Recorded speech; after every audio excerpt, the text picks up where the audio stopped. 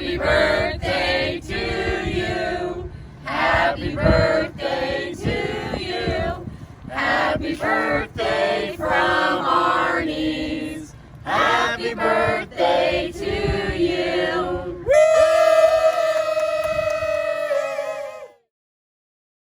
Welcome to our Arni's birthday Zoom, and this is a familiar face, a national championship level face. Not as a player, she got there twice, won it once, came within about an eyelash of winning it a second time, and won a great era of Purdue women's basketball. Kelly Komara joins us. It's her birthday, and that's always a big day. She's got nothing else going on in her world, like coaching. She's moving. She's getting back, transitioned back to this great community in West Lafayette. But welcome to the Arni's birthday Zoom. I know it's a highlight for you. Oh, absolutely. This is a cool thing to do. I appreciate you having me on, and you don't turn 43 very often, so it's a good way to spend my birthday. You know what? As they always say, 43s, everything beats the alternative, and in my eyes, you're really young. So that's a good thing. All right. Well, tell me about growing up. I always ask this question about, you probably, I'm going to guess, we're doing a lot of AAU basketball. Well, and that kind of stuff on your birthday, at least in your high school days. But tell me about what were the family traditions in terms of what you did growing up, or what you do now in terms of your birthday. There's quite a few, a little change as the years have gone on. So early on, I was in more travel softball. Yeah. Oh, yeah, that's right. Big travel softball. Summertime was dedicated to traveling on over for softball. And because the weekends typically were, you're out there playing softball, because Father's Day and my birthday were very close all the time. We would kind of have a collective, my father, we would celebrate Father's Day, my birthday. We both like chocolate, big chocolate people. So my dad's favorite cake is chocolate cake with chocolate icing with chocolate chips, right? Yeah. Like, we don't skimp on the chocolate. And so I kind of grew up with the tradition of celebrating my birthday alongside Father's Day for my father. And that was kind of growing up. Transition more to high school and even into college, it was camp. So all, even like our Purdue camps and things were always run in June. And so I never got to bring cupcakes to like school, because they're always out of school. So I never got to do that, but always got a chance to have a camp or a large group of people get to sing happy birthday to me. So that was always pretty cool, having a summer birthday and celebrating it with 100 of your favorite basketball friends. So it was pretty neat. Yeah, I was going to say, the Kelly Komara I know, I bet you had friends that like to be in your presence. So that part's a good thing. All right, I'm curious now, that softball, basketball tradition, or that decision, was your first love softball, or was always first love basketball? How'd that, when you were growing up? Yeah, so I played softball first, and my mother, actually, her maiden name is Blaze. Mm-hmm. And she was a pitcher back in the day, and she played semi-pro, and they called her Fireball Blaze. Yeah. That was her nickname. So she was really good at softball. My dad coached softball for a long time. My grandfather, Hugh Blaze, back in the region, he actually started a league for girls softball. So we've been ingrained in softball since I was basically born. I'll never forget the story that my parents told me took me to softball practice for the first time ever as a kid. And, as parents, and now I know this as a parent, I get it more now.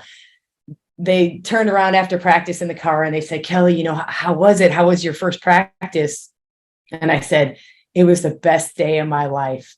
And they both high-fived and were like, yeah, we got an athlete. So, from that moment on, whether it was softball, basketball, I knew I loved organized sports, but my first love was softball. All right. Toughness, competitiveness, playing with a smiling flair, but not always smiling, because you got after it. How are you going to, and you've been doing it as a coach at other stops, but you've got a young team this year, and a team, though, that has seen now where it can go. I mean, it's gotten to the tournament. And now, as you know more than anybody, then all the expectations just even get more. What do you when you coach? Hard to coach effort, they always say, but toughness and grit is what gets you places in college basketball. How are you going to bring that to your kids? Or how do you bring that to your kids as you have over the years? That's a great question. And I think, anybody that is in coaching will tell you it's really, really hard if you have to coach motivation. Yeah. If all you're doing is, come on, you got this, let's go. You're taking away from the moments of actually teaching and getting your players better. I think something that I've done throughout my career as a coach is, if we want our players to have high energy, to enjoy what they're doing, then we have to set that example. Yeah. And I think if you come into the gym as a coach and, hey, y'all, how you doing? And you're dragging your wagon. Well, so are they. I mean, they're gonna go, oh man, I guess we can just kind of hang out today. I really think it starts with us. As a parent, it's the same way. Your kids will role model the way you are. And if you have high energy and you're positive, and, I think that trickles down. So, as a player, I was that same way. I didn't want anybody to ever outwork me. Wasn't the greatest athlete. I wasn't, the fastest, the tallest, but boy, if there was a loose ball, I was going to get it. Yeah. And I think, the way that I coach is very similar in my guards. And I try and teach them, we may not be the most skilled team. We may not be the most athletic team, but darn it, we're going to be the hardest working, and we're going to have people fear us when we play. That's what I'd like people to say about Purdue is, man, we hate playing them. They're really tough to play. All right, Katie Gerald, she's just a couple of years younger than you. And yet you, as your role as associate head coach, compliment with an E, you really want to work, you're going to work together. Talk about working with Coach Gearlds and what that's going to be like, and how not only those, you've got a couple of other new staff members as well, that it's all going to blend together. What's the key to that working as well as you'd like it to work? Yeah, I think anytime you bring new with people that have been here, or just a bunch of new faces, I think communication is the most important thing. I think what Katie Gerald does such a great job of is you never have to guess what she's thinking. You never have to go, gosh, I wonder if, she's very transparent. Yeah. And I think players appreciate that. Back in the day, your coach used to tell you, hey, Kelly, run through that wall. And you'd be like, absolutely, which one? Yeah. And nowadays they're like, why? Why am I running through that wall? Changed, it's changed. And you know what? That's fine. That we just have to adapt to that. And I think that what Katie has done here is she's really, it's kind of cliche, but she's a player's coach, right? They feel like they can come to her and talk to her about not just things on the court, off the court. Has a little bit calmer of a demeanor than I do. A little bit more chill, a little bit more laid back. I'm a little bit more go get them, kind of feisty and out there. And I think our games were pretty similar in that respect, that she was a little bit smoother and kind of a little bit, kind of not slower in a sense, but just kind of a little bit cooler than I was. Yeah. And I was just more rough and tough and trying to get the job done the best way I could. So I think a collection of her personality, the way that she coaches, and my personality really kind of blended together to make kind of the perfect storm. Yeah, no doubt. All right.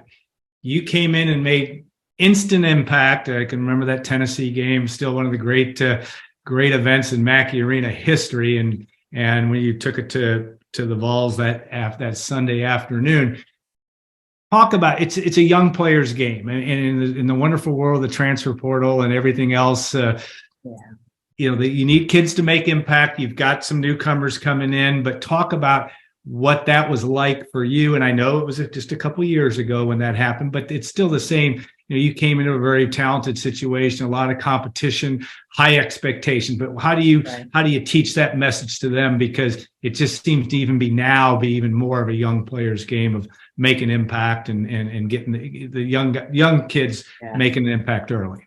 Yeah, I think one of the biggest things that we try and preach is you got to be ready so you don't have to get ready, right? Yeah. So I think as a freshman coming into that team with Stephanie White and Yukari Figs, and we were expected to do so many great things, I knew preparing myself for that season, I couldn't take my time. I couldn't wait till December, to start figuring things out or start working hard or being kind of back in the shadows of just watching. And I think we try and speak to that towards our freshmen and even our transfers of don't wait to be great. Like, time is precious. And if you want to play and if you want to get minutes on the court, what are you saving it for? And I think that's kind of how I was when I came in. And I mean, shoot, Alan, I was 7 seconds into the game and I shot my first three, and, she did. History, but that's the thing. I was ready and I didn't hesitate. And I think that's, if I can say anything to transfers, freshmen, even young coaches that are coming up, like, don't wait to be great. Go take it by the horns and go do what you've been training for all your life. Yeah. All right. 2 more questions. Winning the national championship your freshman year, coming in within a half a bounce, or however term you want to use, Katie Douglas's shot at the end, which, and now you have you've got the 20 years or so in the rearview mirror. What did you learn? What did you learn from each, or did you learn more by losing? Did you learn more by winning? What is your takeaway from those 2 very great experiences, both of them, slightly different at the end? Yeah. I don't know if I've ever been asked that before. It's a great way to put it, because I do feel like I learned more from the loss in 2001 than I actually did from the win in 99. When you're a freshman and everybody knows kind of how this is, everything is moving so fast. Everything is fast. And, even the season went by fast. And then we go to the Final Four and that went by fast. And all of a sudden you're a sophomore and you're like, where did that year go? When we made it to the Final Four my junior year, I vividly remember stopping for a second and thinking, just enjoy it. Like, close your eyes every once in a while when you're in the Final Four and really, engulf yourself in these memories, because this is 2 out of what then was 3 years you're in college and you get to do it. And it's really hard. You don't realize how hard it is, and I think losing to Notre Dame by 2 points my junior year taught me really 2 things. One, make sure you cherish every minute, because you just don't know when it's not going to happen again. And the other thing was, I played much better with a chip on my shoulder than I did feeling like I was the best player in the world. So for me, in the way that I played, and that's not for everybody, I think people like Stephanie White and maybe Katie Douglas played better, confident with more success. And I almost played better with a little bit of chip on my shoulder, because that's kind of the player that I was. So, going into our senior year, we weren't picked to win the Big Ten, and then we win it. We win it outright my senior year. And we lost Katie Douglas and Camille Cooper and all those greats that were ahead of me. And they were like, oh, Purdue's not gonna do much. They lost a bunch of their guys. And, what we did was we played with that chip on our shoulder and ended up my senior year winning the Big Ten outright. And we didn't have to share it with anybody. And it was one of those where it was just like, we had a chip on our shoulder and we wanted to win. And I think I played better that way. I think I coached better that way. I love success, but I love the hunt and the process of getting there. Well, when we post this on our site, I'm going to screenshot that cover. One of my favorite covers of Golden Black. Don't know if you remember. It's a picture of you with your tongue out after, I think it was about the last seconds of a game.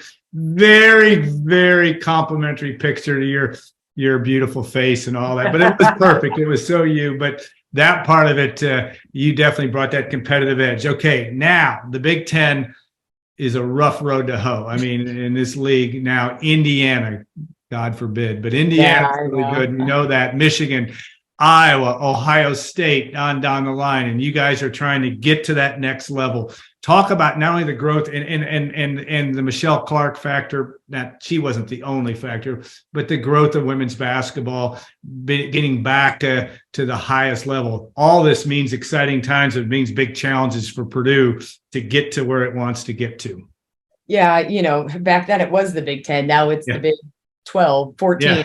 How many 16 soon. 16 soon. I think the overall sort of level of the league has changed quite a bit. You used to have your 3 or 4 top teams and everybody else. You kind of would go in and go, we're probably going to win this one. We don't have to play as hard. And it's just day in and day out that grind, and every team can beat every team. And that's why the league is so good, because there's such parity all across the board. IU's done a really good job of building from the bottom up. Their foundation, their culture is very good. You can tell their players care about each other. They get along. Yes, they've gotten a couple of transfers here or there, but the core and the essence of their team has really stayed together. And I think that's something that as we go along, the stronger your core can be and the more connected. I mean, we've got 3 sets of sisters. Yeah. 3 sets of sisters on our roster. And then you talk about connected and people that know each other inside and out. I think, and that's something that Katie's done a really good job here is, everybody wants to preach family and, we're a family and all this stuff, but we literally have 3 sets of sisters on our roster. We really are family. And you have to build it from the ground up. There's no quick fixes. You can't go to the portal and get 12 kids and think you're gonna have that type of culture. You may be successful one year, but long term, that's just not how it is. And Purdue, we've prided ourselves on a couple of things. One is always outworking people, very blue collar, hard nosed, tough.